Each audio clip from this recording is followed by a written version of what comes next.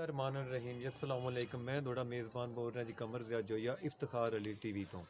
ਮੈਂ ਤੁਹਾਡੇ ਸਾਹਮਣੇ ਜੀ ਅੱਜ ਇੱਕ ਅਸਰ ਝੋਟੀ ਲੈ ਕੇ ਆਇਆ ਤੇ ਆਓ ਤੁਹਾਨੂੰ ਜੀ ਇਹ ਝੋਟੀ ਵਿਖਾਣੇ ਆ, ਇਹਦੇ ਬਾਰੇ ਚ ਜੀ ਤੁਹਾਨੂੰ ਦੱਸਣੇ ਆ।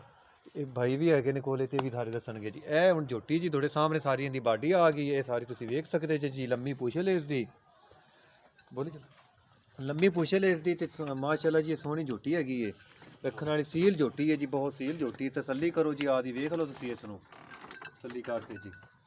ਨੀਲੀ ਦੀ ਜੀ ਝੋਟੀ ਹੈਗੀ ਹੈ ਇਹ ਜੀ, ਇਹਨਾਂ ਦੇ ਵੇਖ ਲਓ ਸਾਰੀ।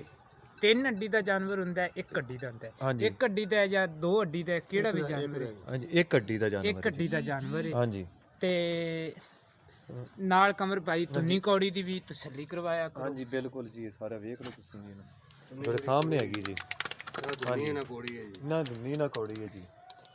ਇਹ ਜੀ ਇਹਦੇ ਸਿੰਘ ਵੇਖ ਲਓ ਜੀ, ਗੋਲ ਜੀ ਇਹ ਸਿੰਘ ਹੈਗੇ ਨੇ। ਹਾਂਜੀ ਛੱਲੇ ਵਾਲੇ ਸਿੰਘ ਹੈਗੇ ਨੇ ਜੀ।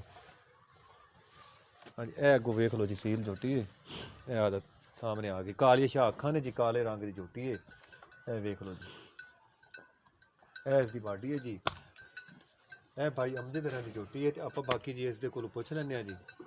ਹਾਂ ਜੀ ਜੋ ਵੀ ਭਾਈ ਇਹ ਮੰਗਦੇ ਨੇ। अस्सलाम वालेकुम भाई। वालेकुम सलाम। भाई अमजद की झोटी हैगी तो भाई अमजद नाल जी गल करने आप। भाई अमजद का जी ये अपने नाल मंगते ने जी इस वक्त इसका जी 80,000 रुपया, 80,000 रुपया मंगते ने। इन्होंने रेट की गल की, बाकी वो आते हैं भी थोड़े तलक वाले ने, थोड़े को अगर आवन के कोई चाह पानी की कोई गुंजाइश होगी तो इंशाल्लाह असीं थोड़े नाल कर लवांगे। तो बाकी तुसीं आज झोटी की तसल्ली कर लो।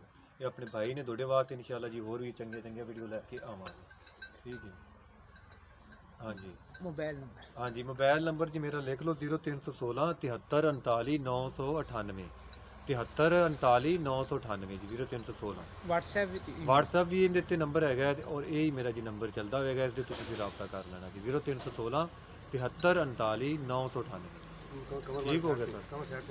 हाँ जी हाँ जी। ये मुँह इधर इस पासे आ जाओ जी, इस पासे मैं मुँह करके बना लो जी, इस पासों जी देख लो।